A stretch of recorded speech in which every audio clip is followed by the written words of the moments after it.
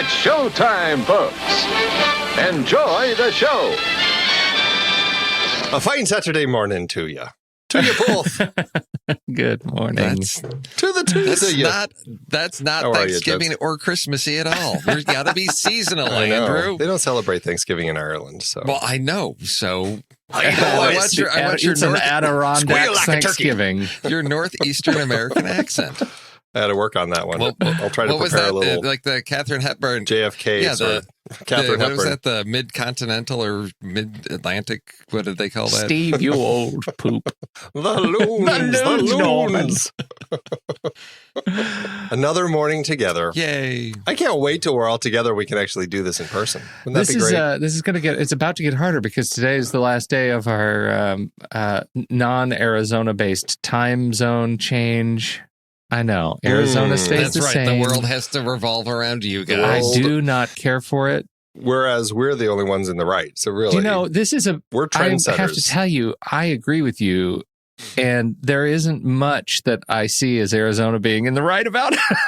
I mean, you guys- Arizona's in the So true. You No, are no. front runners in the time zone discussion. Yes. You're here. We're politically right. That's what Arizona Well, that's is. true. That's how we're to That's the right. the other We're thing on the that right. you are absolutely right about. How are your movie lives this week, gents?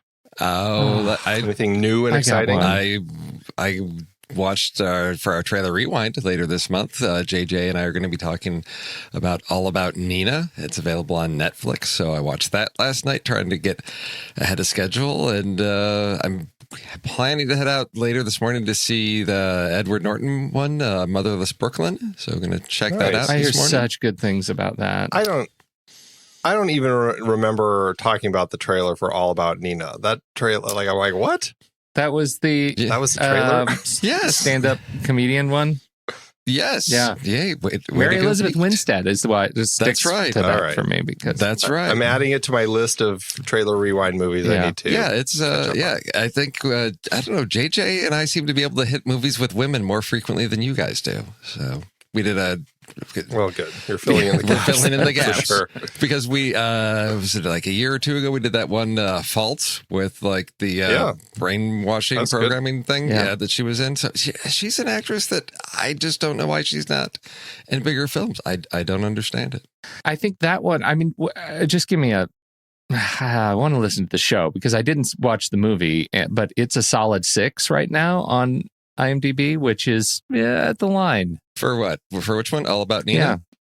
Well, we haven't recorded the show. You haven't heard it. There's nothing for you to Well, hear I know yet. that's what I mean. So I want to ask you: was it good? I'm not going to tell you. You're going to have to wait till you edit the show. All right, So there, it's a 6. it's a 6. That's all you get to It's know. a 6. That's all I'm saying. I don't know. JJ may, I don't know. We may have different opinions. We may have a hearty and robust discussion that I don't want to cheat you of. Oh, so there. right. Or you may just agree. So there. We'll just get on like, yeah, It's a 6. Let's move on. it's a 6. Enjoy editing, Pete. See you later. All right. Short show. And then That's right. That's right. Let's see. I did finish the Paul Rudd series, so it's not a movie, but that series on Netflix, the Living with Yourself series with Paul He Rudd. beats was, himself up hard in that. I haven't watched it yet, but the trailers. Yeah, it's I lost track how many episodes I was into it since I was binging it, and I'm watching this episode. I'm like, okay, I think I've got like two more left, and then it ended, and that was it. And I thought, Oh, what? no. That's where it ends. But then I realized that was a good place to end the story. I was just wondering where they were going to go and was anticipating more. You know, who doesn't love Paul Rudd antics? So, I do love but Paul it's Rudd antics. That's true. it's definitely worth checking out. A lot of fun. Is that one that does it just end, or are they going to plan other seasons? Do you know? They could definitely go. They will probably. They could keep going. probably keep going with this. Yeah. Okay. I hope they Gotcha. don't. It's with all of them. I heard they're doing a second season of Russian Doll, and I thought, no, you don't need to do anything else. Just let it rest. It's done. Yeah. That's the problem with series is they often don't know that, it should just be what it is. That's right. That's what I loved about the British, like The Office and stuff. Yeah. They like, this is the show. Not that the American Office, actually, I thought they did a good job of continuing that one, but still, it's like, this is it. It's these number of episodes and then we're out. Like that can be a good thing. I didn't do any series, but I did watch Godzilla King of Monsters as our Halloween movie. And yeah, it's not a good movie. Should you I guys. remove it from my watch list? Yeah. It's not a good movie. It's really how does it compare to the Meg? Not as good as the Meg. You know what? There's a difference between like using monster movie tropes because you're self-aware and ironic, which is exactly where the Meg lives. And that's why you can watch the Meg and you can say, ooh, when gross stuff happens, and when scary stuff happens, and when you know that the movie knows that it's doing something that's going to make you laugh. Godzilla just throws so many movie tropes in that I'm sitting there watching it, and there's a group of us, and we're taking turns reciting the next line in the movie. Like, it was not a fun game after an hour of this. It was just too much. And so it's not good. And so I thought, okay, well, what I'd heard was that it's not a good movie and that you have to show up for the effects. And truly, there are some strong effects in this movie. It is a work of art by the people who put it together. That is absolutely it. But it's also a movie that trucks in hero shots more than any other movie I've seen in a decade. I can't remember another movie that is so built around movie poster shots. Like, I don't know how the marketing department would ever have decided. Like, how did they decide to get the one with Godzilla going up? Because there's Mothra going like this, and there's the Rodan doing this, and every shot is a hero shot. There is no time to breathe in this movie. You're constantly aware of the movie's awareness of how cool it is. And it's not. This is when filmmakers grow up on Michael Bay. Do you know that's exactly what happened? This is a steroidal Michael Bay, and it really detracts from Coach Taylor, who's just always yelling at people and not authentically. And Vera Farmiga is in it, and it just really makes me want to go watch Thank You for Smoking, and to cleanse my palate. She's not in. What? She's not in that one, though, right? Are you thinking Up in the Air? Yes, it's exactly what I'm thinking of. Shut up, Andy. I haven't eaten in 6 days. And 11 is in it, Millie Bobby Brown, who is it's delightful to see her as a normal, person, not psycho, techno, logically enhanced young person, and she also is just sad that she's in a terrible movie. Yeah. I want her to be in a better movie. This does not deserve to be at a 6.1 on the IMDb scale. It's not riding the line in my view, but I'm sure that there are people who had more fun with it than I did, but I did not have fun. Well, but then you got to also consider that, it is a Godzilla sequel, and there are a lot of Godzilla movies, and most of them are probably on par or You're below absolutely this one. right. I will say that there was a thing that I wished that they had done more aggressively in this movie, and I kind of hope that they're still doing this. They're still making these movies because it is set in and around the universe of Skull Island too, and so there is a hint.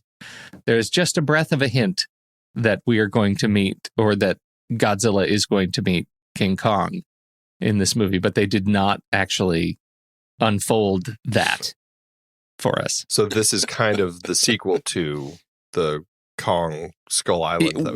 It's in the same universe. Spiritual. Right. They have lots of be careful, we're going to have to, everybody's going to Skull Island kind of things, that everybody's upset about Skull Island. And at the end, there's a hieroglyphic in the credits that is the Godzilla monster and the King Kong monster fighting. And that's all you get. Just mentions of Skull Island. They fly over Skull Island and some, B-roll. There is this really funny bit where every time a character has backstory, they're sitting at a computer screen. Like, for example, somebody will come in and say, "Oh, have you worked for Monarch long?" And the young woman who works for Monarch is sitting at a computer screen, and she says, Yes, I have. In fact, I'm third generation monarch. And she just happens to have a photo library of her grandmother's work with monarch and all these still pictures. And she's like bringing up like her life. She's like, let me open my Photos app on my Mac and you can see everything that is going on. And there's at one point, Vera Farmiga does a FaceTime to her family because they're on the outs for reasons. And she says they're just like having a talk like we are now. And suddenly she has B-roll. Like her FaceTime cuts to B-roll of like an island and of rioting people in the streets. And I mean, it's just nonsense. It's just awful nonsense. It takes you so out of the movie. How did she prep this like package? There's like a news package that she's prepped that's bespoke for her FaceTime call. Do they? Can you do that? Can you throw video feed into your FaceTime? Well, it's not a thing, that the next gen Steve, iPhone? right? That's what we want. That's what I we want. want. My FaceTime B-roll app. Oh, That's what makes it sci-fi and not fantasy, right? Okay. Anyway, moving on. Wow. Apple TV Plus came to life yesterday. Yes. The new channel, the new network, what are we calling these? Well, it's a streaming service, networks? yeah. Yeah. Have you watched? Has anybody watched anything? I did. I started. I set it up last night and started watching C, the new sci-fi good. show. I'm glad you did. On there with Jason Momoa. I didn't make it very far. I was really tired last night. I made it about quarter of the way through the episode, but I didn't realize, or maybe I did and had forgotten, that Stephen Knight is behind that particular show, and Francis Lawrence directed the first episode. What did you think? I mean, this is reputedly the most expensive per episode show ever made. Did it live up to it? Well, I mean, it'll be interesting to see as it continues. So far in the first episode, it's a bunch of people like living in the woods and caves. But were they living in the woods expensively? Like really extravagantly? It was all computer generated trees and caves. They had to build actual time machines to actually transport them into thousands of years in order to shoot the show. So they could live in future woods. There's future woods that they're actually living in. So excellent. Glad we know where the budget went. That's right.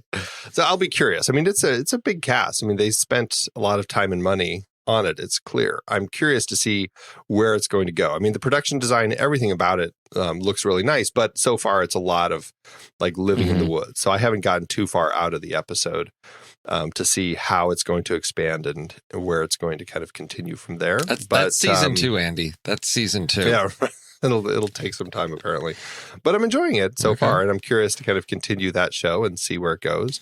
And I'll be curious to see how these other programs end up. Are there any particular ones that you guys are interested in more than others? Absolutely. The one I was most interested in, I started last night, which is the morning show with Jennifer Aniston and Reese Witherspoon and Steve Carell. And how is it? Because I've heard mixed reviews. You know what? I'll tell you. It's first of all, it wears its subtitle, "The Matt Lauer Story," on its sleeve. It is not. I mean, in that respect, it's a little bit hard to watch. Steve Carell has a couple of sort of monologue-y moments where he's really just telling the story about how hard it is to be a man, and it's exhausting because we've kind of been there. And maybe had this show come out 2 years ago, it would have been prescient, but it's not. It seems super reactionary. I will say, though, if you're watching this right now, at least in these early episodes, you're watching it for Jennifer Aniston. There are moments of her just performance on screen that are chillingly good. I mean, she's just stunning. She's just great. So I don't know how this will age, obviously, over the course, but the first episode, it was all about Jennifer Aniston. For me, fun newsroom setting, lots of people that were really fun to see on set here. I'm a huge fan of like West Wing newsroom sports night. So if you like those shows and you want a drama version of all of those, this is a great. I think this will be a great show to see. I've heard some mixed reviews too, so I'm interested to see how it ages. And I hear that it gets really good at episode 3, and I haven't gotten there yet. So. Oh, okay. The other ones I'm super interested in, though, are For All Mankind, which it looks really good, and Truth Be Told, because it's about a podcaster. What? A podcast or TV show on Apple TV Plus with Aaron Paul in it? Are you kidding? Yes, I'm all in. Yeah, there's some interesting stuff. I'm curious to see how Dickinson does. I've heard some really interesting things about that one, where it's kind of the story of Emily Dickinson, but written in kind of modern day speak. And so I'm curious to see kind of how that show works, and if it's the sort of show that can draw like my daughter in. You know, I'm curious to see kind of how it shakes out with that one. And I'm personally, I've always loved elephants, and so I am kind of curious about this documentary series that they're doing, The Elephant Queen. Yeah, so they've got some interesting stuff. Servant is the one that I think M. Night Shyamalan. Yeah, that comes later. Going to be a part of. Yeah, right. It's it's I think Thanksgiving basically here, so end of this month. Have you watched the trailer at all for Ghost Rider? They did drop Ghost Rider, which is like a kid's kind of it felt like a kid's literary discovery kind of a take on what was the one that they just made the movie out of? The writer, Goosebumps. Yeah, it strikes me as kind of a Goosebumps kind of answer to Goosebumps, Inkheart kind of a thing about 4 kids. It looks like right in that. I was thinking about Your Kids, that might be a show that they would be into too. Yeah, that's one that I was wanting to show. I think my son will be more interested in that one than my daughter. She's moved past those shows. Yeah, she's full-on teenager, isn't she? Yes. So much fun. Enjoy that. Oh, yes. Good times. I am curious that they have been talking about Amazing Stories coming back. So that makes me curious and excited, because I'm kind of also hoping that they're going to maybe release some of the older episodes. They only ever released the first season on DVD. The second season, which they only had 2 seasons of it, the second season's never had a life after it was on TV. So I'm really curious to revisit some of those ones. Well, it'll be interesting to see how it plays out. I'm surprised that, I kind of had expected more of the launch party, right? I just sort of expect from what Tim Cook was hinting at that there might be more in terms of back catalog stuff that they had also acquired. Clearly there is not, and they are just interested in, at least right now, their own productions. So this is probably the service I am most curious about going forward, just because, like, how are they going to compete? Yeah. Well, they have a slate. I mean, they've got a pretty good slate. So I'll be curious to see how it kind of grows. Yep. Where is it going to take us over the coming months? Because, I mean, I've got a free year worth of it. So we'll see if it's something that can kind of continue drawing us in, so that by the time we get to next year and I have to decide, am I going to pay for it or drop it? We'll see. I guess we'll find out at that point. I think that's the model. Get everybody hooked on the original programming by giving away, free year of this, so that then you're invested in the programming, so that then, for $5 a month, I can. That's easy to swallow for $5 a month with these 3 or 4 shows that I love, and these couple others that I'm interested in. Yeah. Well, that's it. I'm sort of waiting. I'm waiting a couple months for them to drop a few more things, because I haven't acquired any new Apple products lately, so I've got a 3-month free pass. Okay. Gotcha. So yes, but I'm waiting for the Hulu Disney thing in 2 weeks. That's the one that, as far as back catalog, that's what I'm interested to see what that all looks like. Yeah, and that will be curious. All of these it's just interesting to see how all of these are going to shape over the coming years. But I know we've had quite a number of conversations in our back channels just about that one, because, as it always goes, there's so many rumors and stories circulating about, what is Disney going to do with all of the Fox properties, and are they just going to put them in their vault or whatever? And so it's hard to say, because we're not on the inside. And so I can't imagine they're just going to hide everything. But, they have in the past. So I guess we'll just have to wait and see once their service is out. And again, some people have complained about Disney Plus not having R-rated properties, but I'm really not surprised. I'm surprised that was a complaint. It's like, it's Disney. Were you expecting that? Because, I feel like they will probably find a home for R-rated properties elsewhere. We probably need to consider whether or not we need to do the next Reel Plus, since that's the thing. Oh, you throw a plus right. on there, open the back catalog. I don't know. Wow. We need to charge more and call it the next Reel Plus. That's right. It's all original content. Come on, people. That's right. Pete, we need to lock up all of our old for back catalog content into vaults, and then we'll just the TNR vault. That's that's perfect. Yes. I didn't, because there's gems in there. There's gems in there. We got to lock them up. This is why I show up for this recording session, is that blue sky ideation that you guys are really known for. That's what we're here for. Perfect. Who needs interns when you have this? Intern, you're fired. We should talk about some trailers. Yes, Mr. Nelson, you go first this week. I do. Yeah, we didn't have any Red Bands or A24 trailers, and weirdly, I feel like all three of our trailers could have been A24 types of projects. Okay. Yes, but they just didn't jump on it apparently. So my trailer, I am going with the 19th cinematic iteration of Les Miserables, although it's not actually based on Victor Hugo's novel.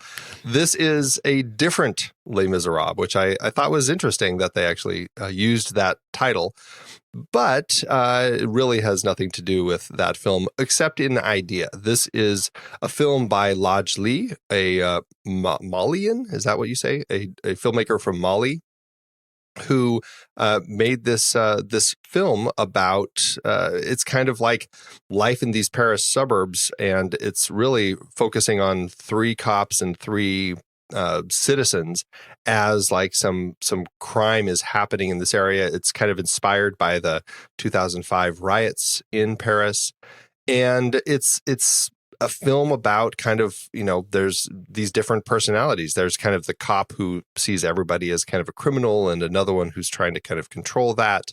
There's these citizens who are, frustrated with the way they are being treated. It feels very current. It feels very much like this could take place in America these days. I mean, it is an interesting look at kind of society and kind of the tension created. Lodge Lee has said that he's been inspired by Spike Lee's Do the Right Thing with this film, and with Matthew Kasowitz's La Haine, and I can definitely see that in the trailer here. I especially as it kind of progresses and you get this idea that there's these kids and they have stolen like a lion cub, and there's something that has happened, and one of the people happened to film it with their drone, and it just kind of almost creates these riots. The film looks really interesting. It looks gritty. It looks intense. It looks kind of very real. A lot of first time actors in this. And to that end, it has that kind of raw energy that feels like something like Battle of Algiers or something. So this really piqued my curiosity when I saw the trailer for it. What do you guys think? Well, it's like season 6 of The Wire, but in French. That's what I got out of it. I thought this will be this.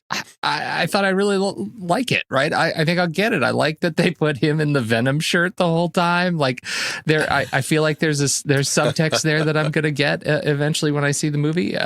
It really screamed to me series. I don't know why, but I just felt like this is a thing I want to watch unfold over more episodes than a feature length film. And so I'm curious how they're going to make it feel as epic as the title teases it to be.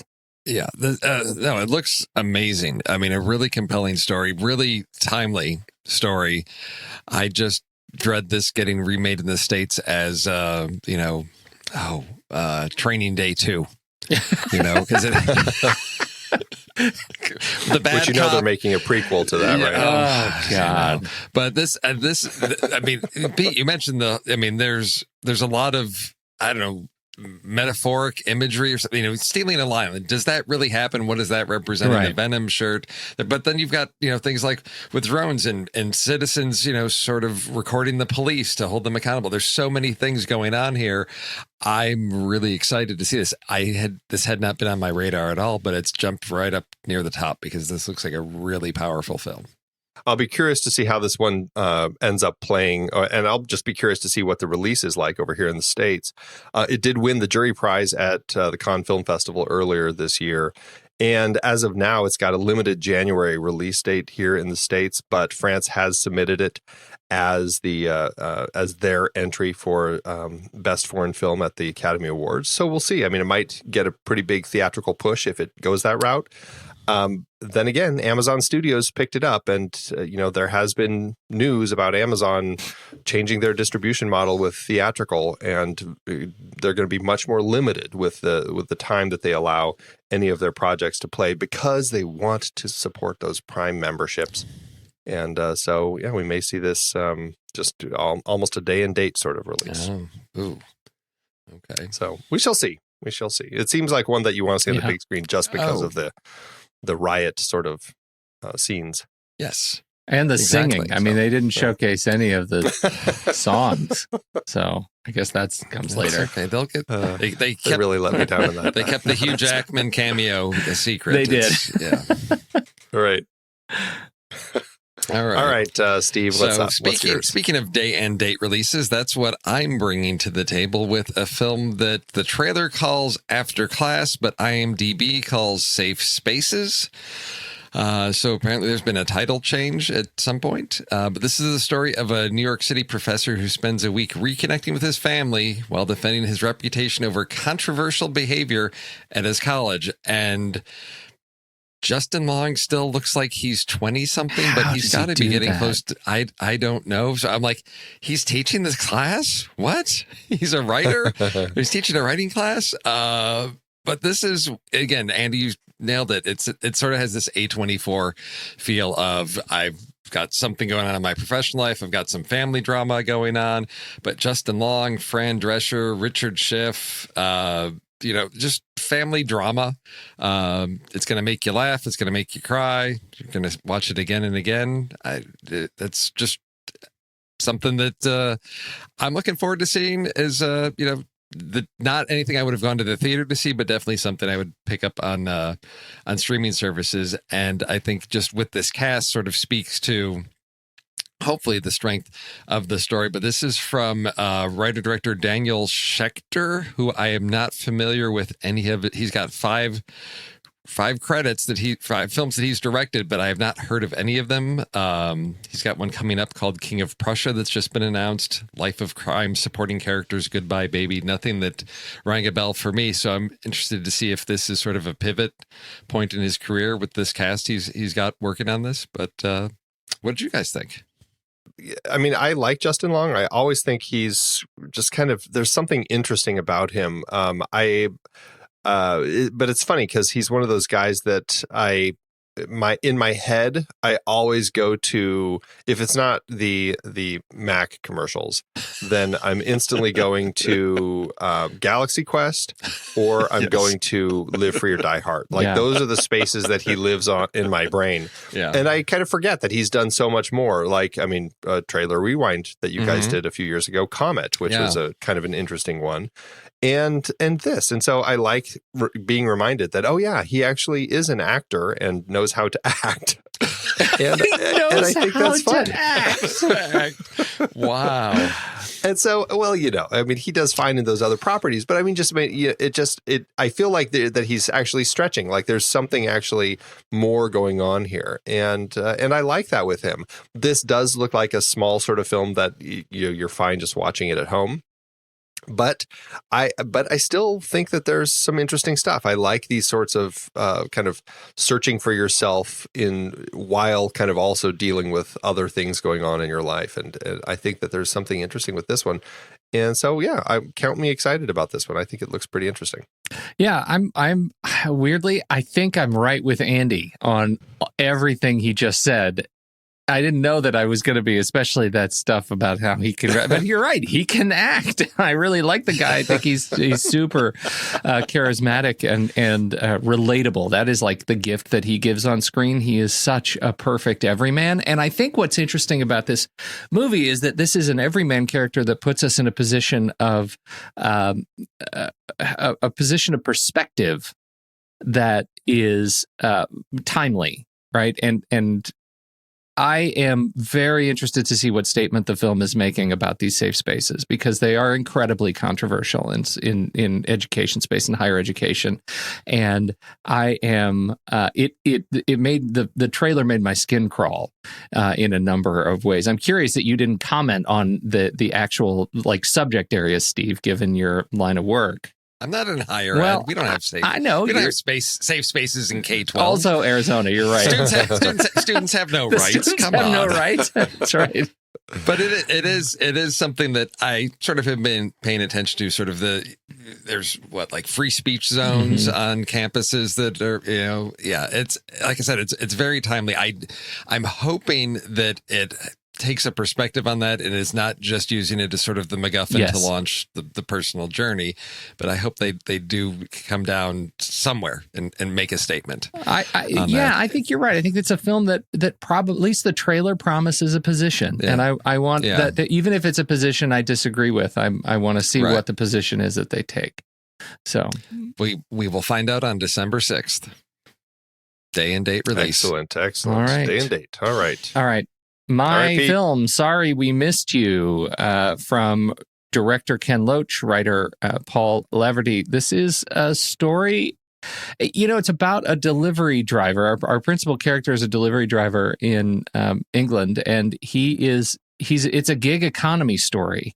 And that's one of the things I really like so much about this movie is that it feels like it's going to be one, again, that takes a position on how hard it is to make a life in a gig economy. For so many of us who are living at the benefit of the gig economy, from getting our podcast transcribed very, very quickly to getting our packages delivered from Amazon within 3 hours in many parts of the world, and some parts of the world, we'll say. Like, these are the results of, these benefits are the result of, this gig economy that this movie is saying, hey, you know what? We've made it hard on this family by doing what we've done. We've made it hard on these businesses to manage. We've made it hard to live on metrics. And so I found the trailer itself very touching. And I think it looks great. I think Chris Hitchen as our principal character is super compelling.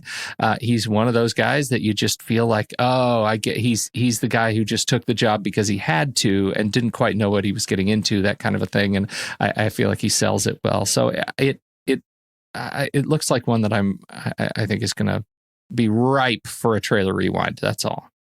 It's a setup. It's a big setup for Steve and JJ. It is a big setup for when JJ and I want to be really, really depressed. Yeah, well, I hope you don't stick there. You know what I mean? Like, I think Ken Loach is a fantastic director, and I haven't seen enough. Like, he's one that I would be interested in doing a series on, like The Wind That Shakes the Barley, I think that there's room for more of a discussion of the kind of stuff he's doing. So, I don't know that I've seen any of his stuff, so.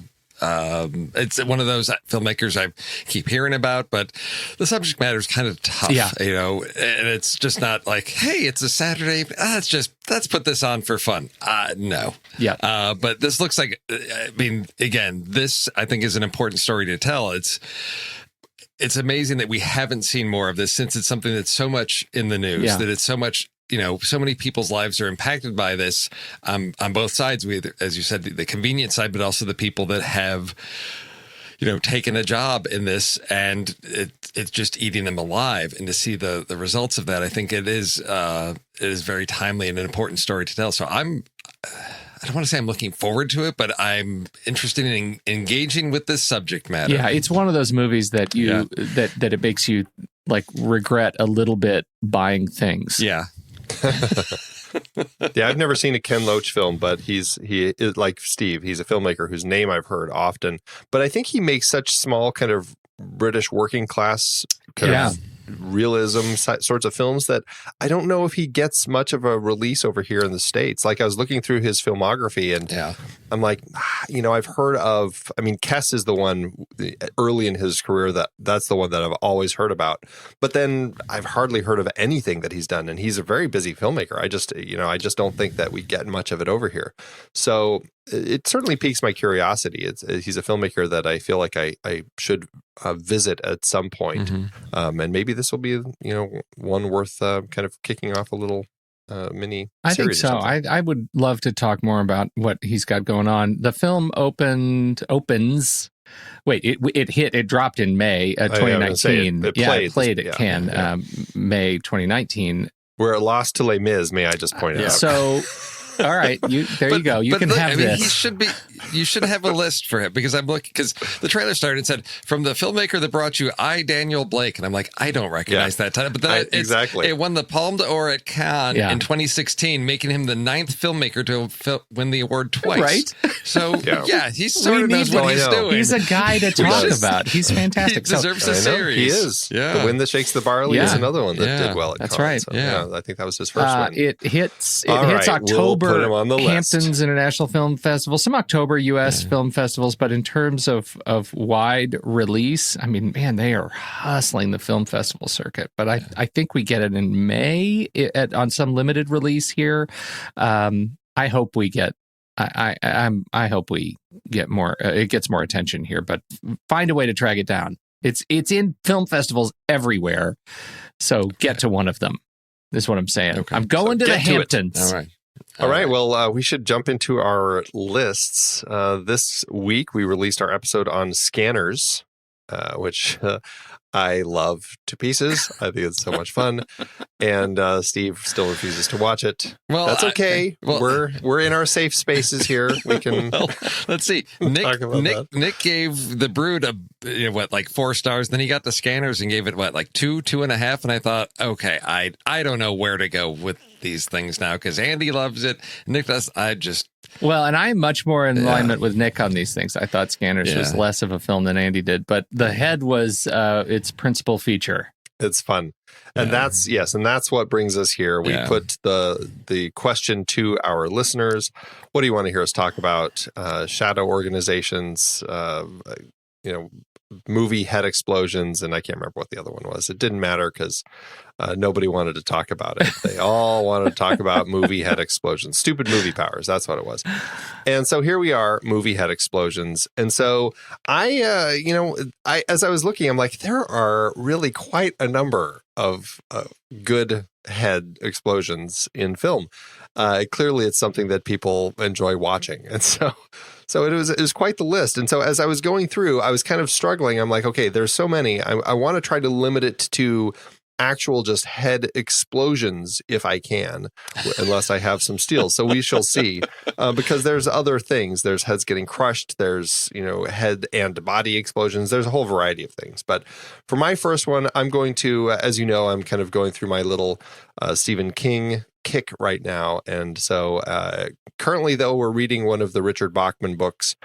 And so I have to go with a Richard Bachman adaptation, which is, of course, The Running Man. In this particular film, all of these prisoners have collars that are put on.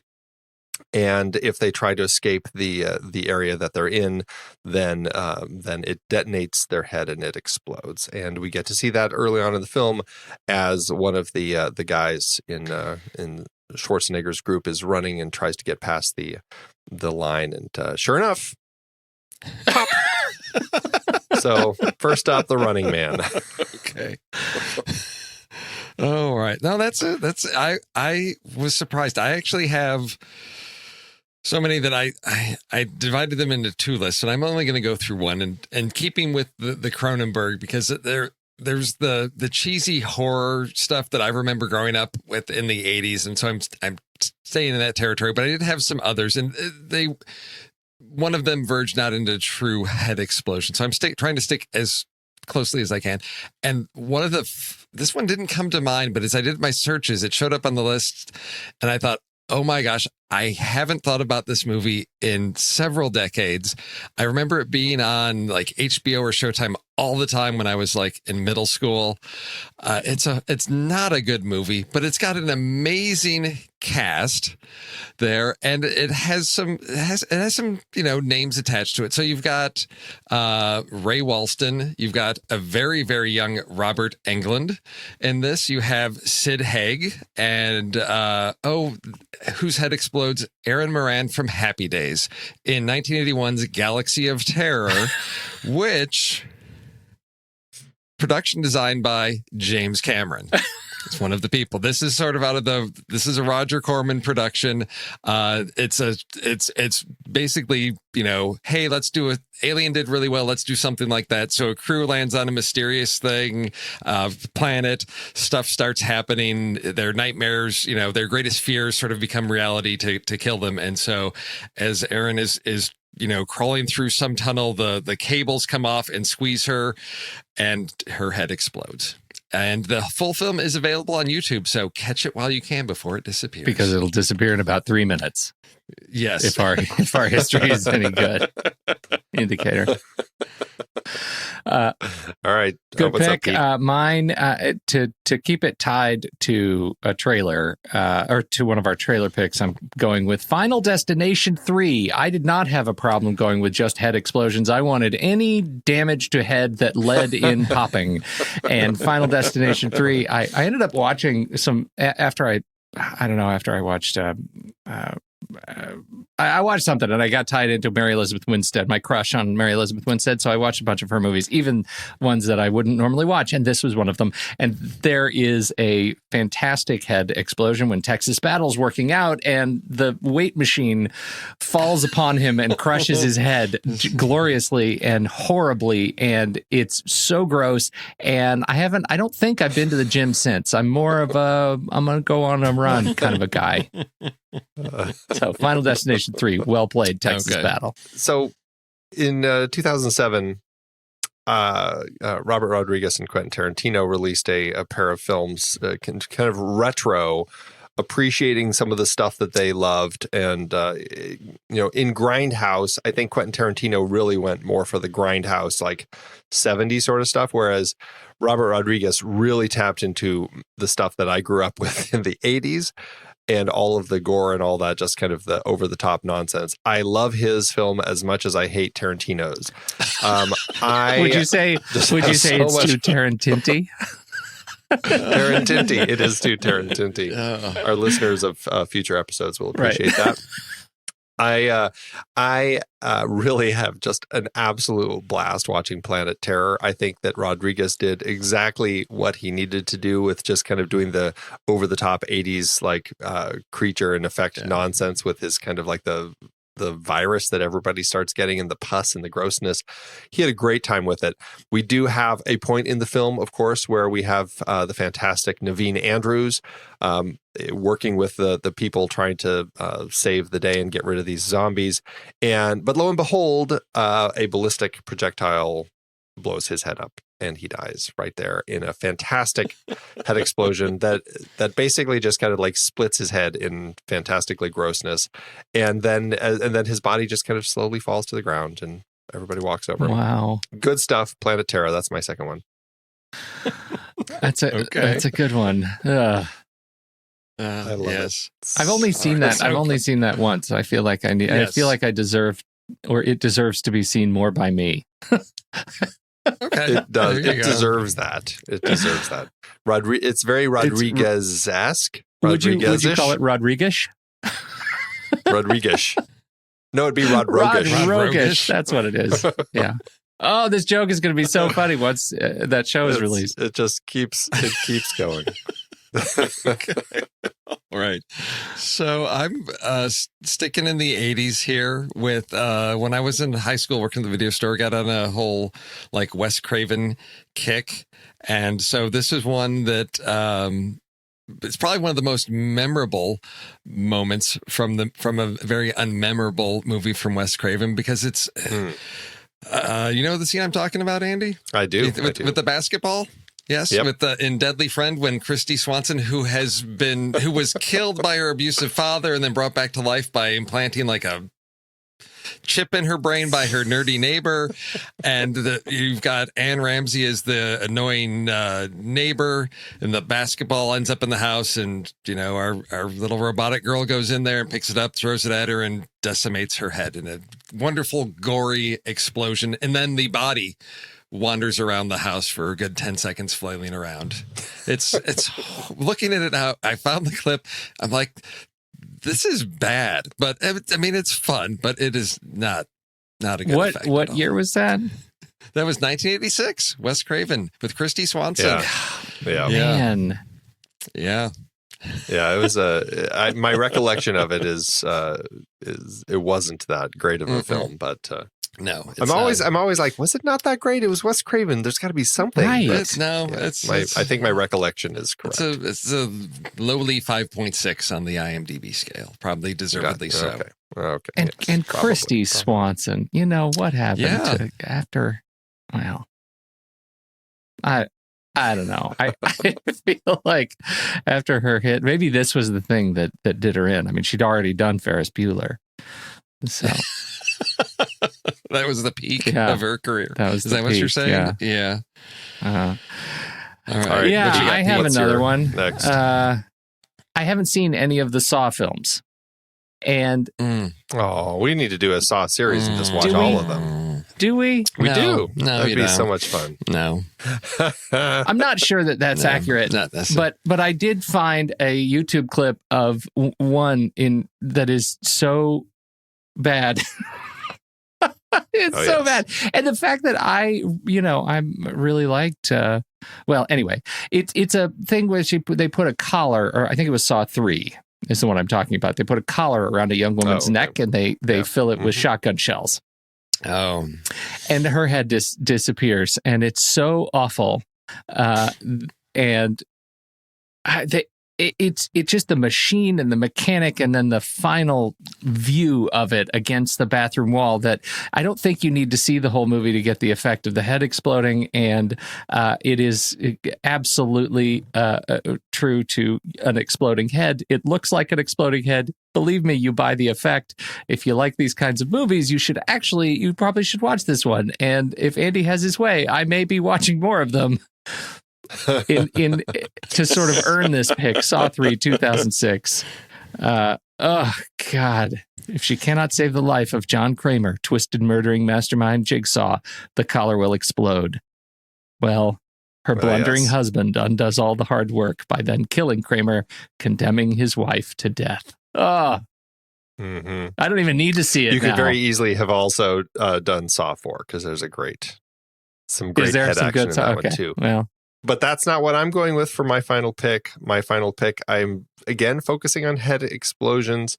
In this particular one, it's a Bond film, which is kind of a surprising thing to, I guess, see in a Bond film. In fact, one that was so gory when they did the effect that they actually had to cut quite a bit out of it to avoid too hard of a rating on the film. It is, of course, Timothy Dalton's License to Kill, which I kind of really enjoy this film. I know it has the nonsense with Wayne Newton as the preacher in South America, but I still really enjoy this film. I think it's great. In this particular case, we have Anthony Zerbe, who is one of the henchmen of the bad guy, and we have Bond, who's playing kind of like he's turned.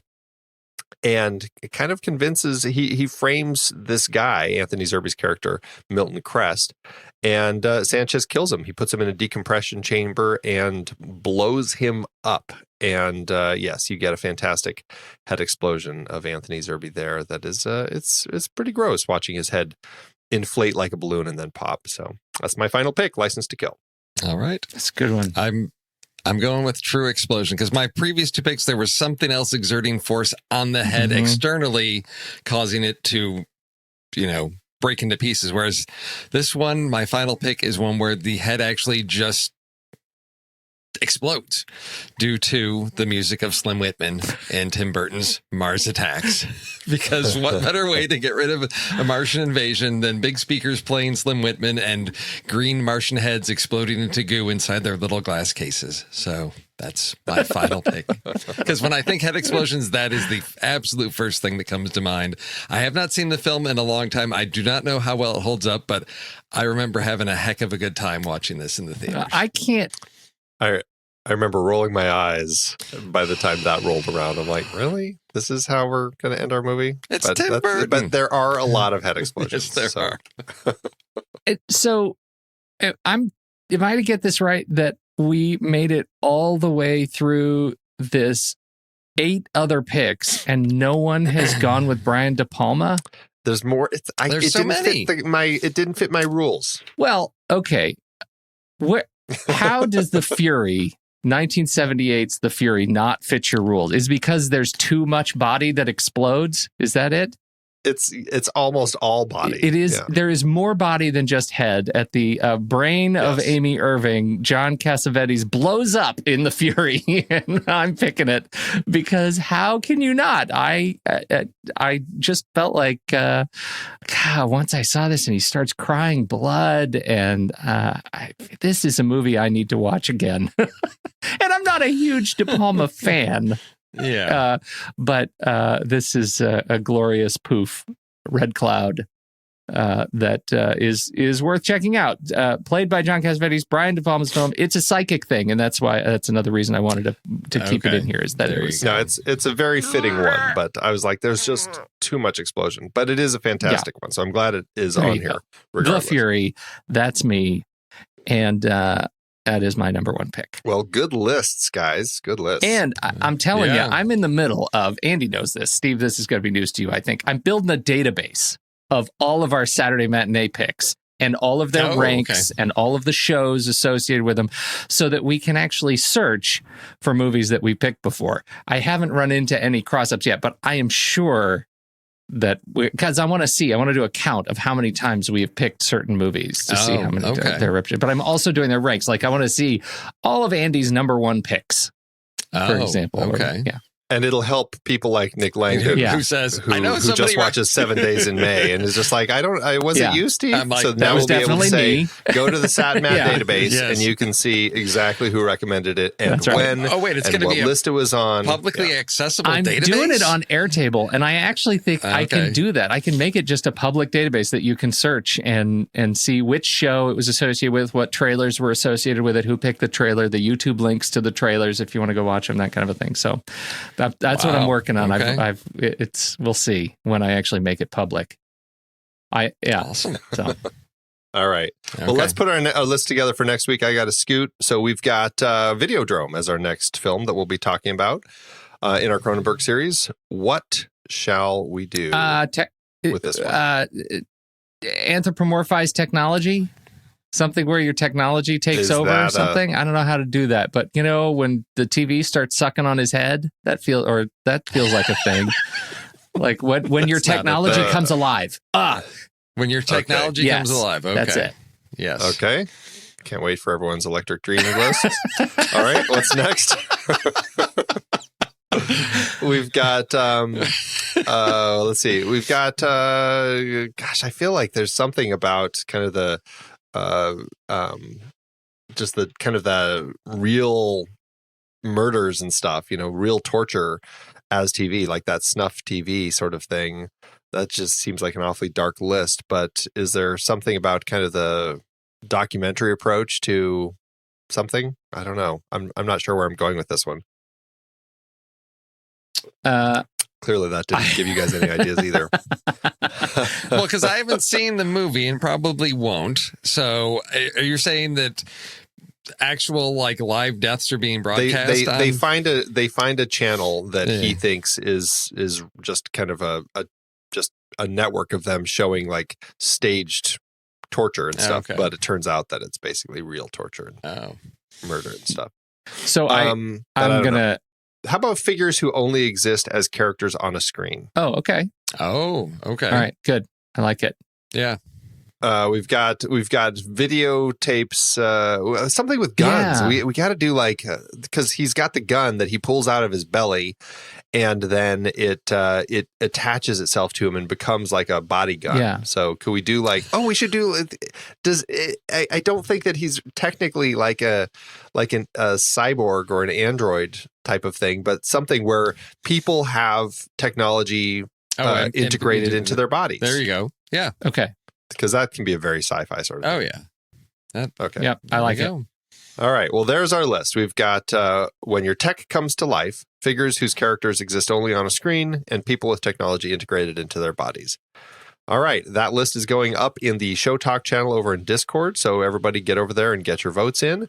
And we will talk about one of these as our list on next week's SatMat show. So I guess until then, thank you all for supporting us. We really appreciate all you Patreon supporters. And otherwise, everyone else can listen to this because Patreon supporters get this basically right after the show is recorded, and everyone else gets it on Mondays. So if you're a supporter, you get it early, and we appreciate that. Otherwise, Pete, Steve. Thanks, Andy. It's been a pleasure. Hondo.